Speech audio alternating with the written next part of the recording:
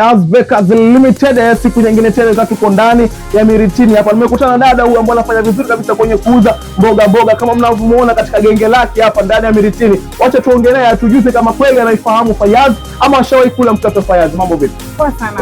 Niko poa. Ushawahi sikia kuhusu Fayaz labda? Yeah, Fayaz ni mkate yangu naipenda, ni mtamu, iko soft na sukari nzuri kabisa. Ukifika duka lolote hapa ndani ya Miritini unapata mtoto Fayaz. Kila mahali, saa yoyote, time yoyote, asubuhi, usiku, mchana, Fayaz ni nzuri kabisa. Labda unalipi la kueleza kampuni kuhusiana na mikate yao kiujumla sasa? Ya kuambia kampuni ni waendelee hivyo vivyo, mkate ni mzuri, mkate ni mtamu na isikosekane. Asubuhi tuipate, jioni tuipate, mchana hivyo hivyo. Asante sana, hao ni maneno mazuri kabisa kutoka kwa dada huyu ambaye anafanya vizuri kabisa kwenye kuuza mboga. Anasema kwamba Fayaz is the best in the world. Basi na sisi kama Fayaz Bakers Limited tunakwenda kumzawadia ladha, tunakwenda kumzawadia ubora unaopatikana katika mkate wetu. Hii ni kwako dada. Thank you Fayaz.